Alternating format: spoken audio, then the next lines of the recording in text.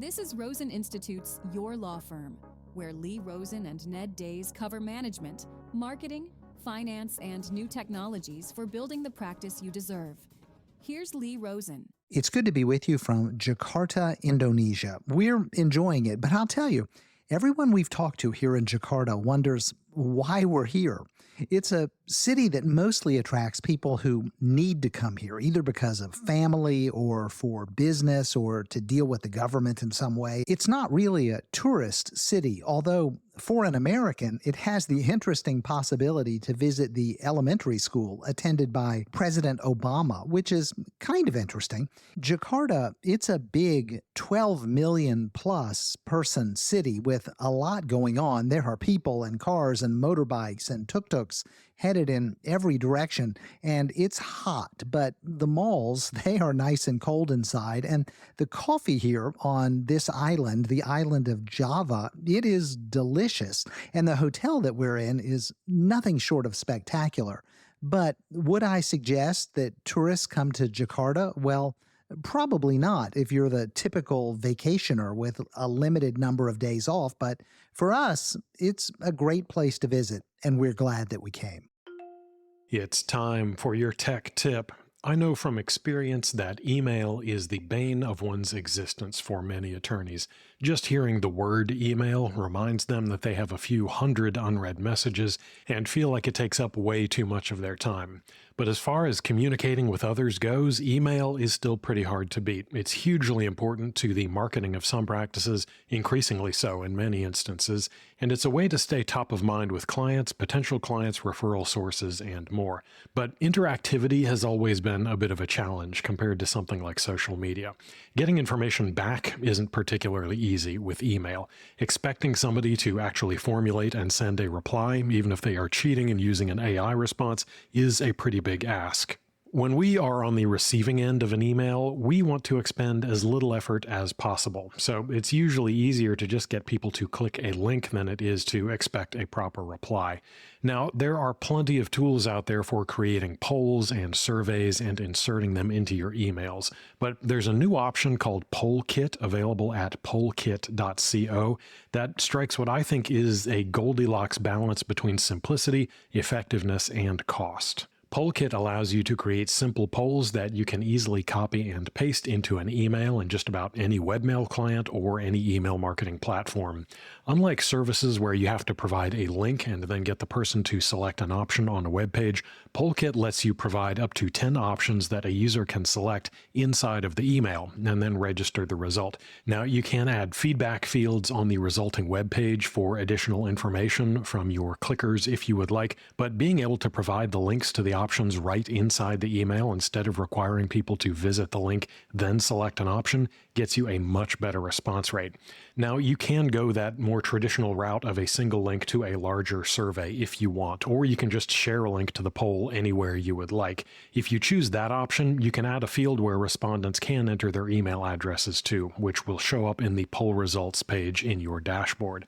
When you go to share your polls, you get a few different options. A universal link that you can just copy and paste into any email platform or program, but you also get some specialized options for platforms like HubSpot, ConvertKit, Beehive, MailerLite, and a few others that will automatically register the email of the respondent when someone clicks a link in the poll. No extra steps required. They tap one of the option links in the email and they are sent to the corresponding landing page of your choice, and it's all done. That's very handy for tracking individual respondents if you're using one of the supported services. Additionally, you have some cool features like a built-in thank you page or the ability to redirect to a custom thank you page. You can also set individual pages for each option in the poll. So for example, if you are setting up one to act as a Net Promoter Score email to your clients, you can direct 9s and 10s to a page that prompts them to leave you a glowing Google review, 5s to 8s to a calendar link to schedule a call with you to discuss what can be improved, and send 4s and below to a collage of cute kitten pictures to lift them out of their funk. Again, just as an example. That all sounds good, you might be thinking, but the last thing I need is another $30 a month subscription that I will use twice and then forget to cancel. But the pricing and billing seems crafted to appeal specifically to my cheapskate nature.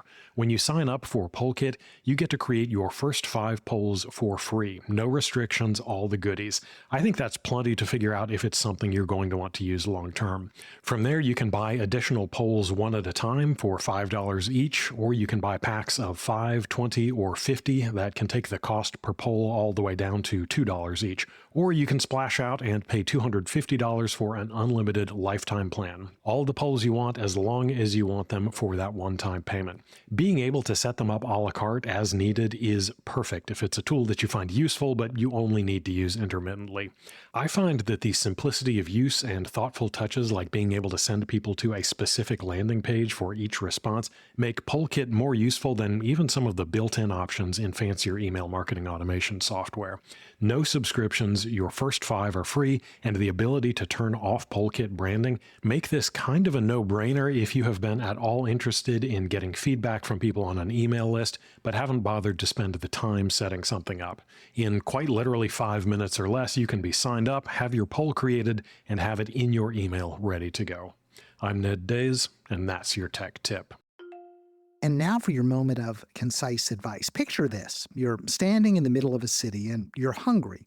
To the north, south, east, and west, there are 4 fantastic restaurants. Each one promises you an incredible meal, and all you have to do is pick one and start walking. It's really simple. You pick the destination, you start moving, and soon you're sitting at a table savoring the first bite of your delicious dinner. But instead, imagine this.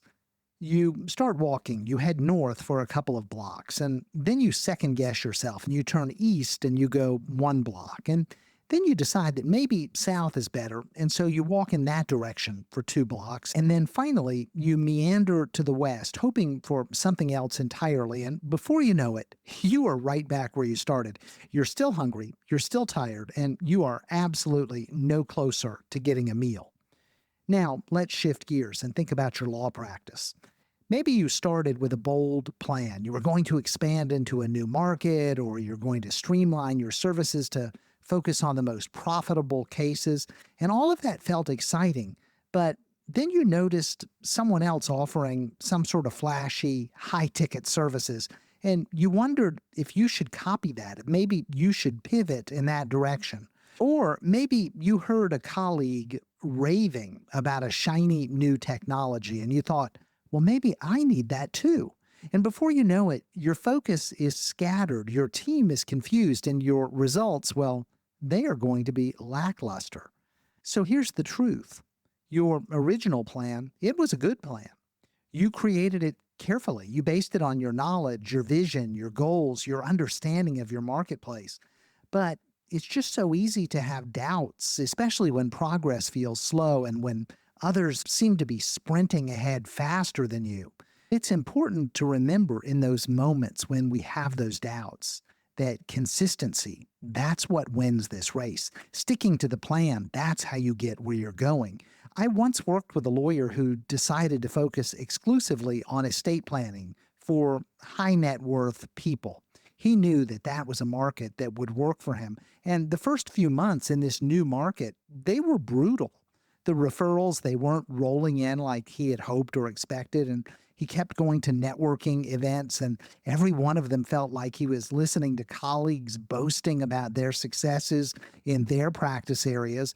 And he started to have those doubts. The temptation to diversify was strong.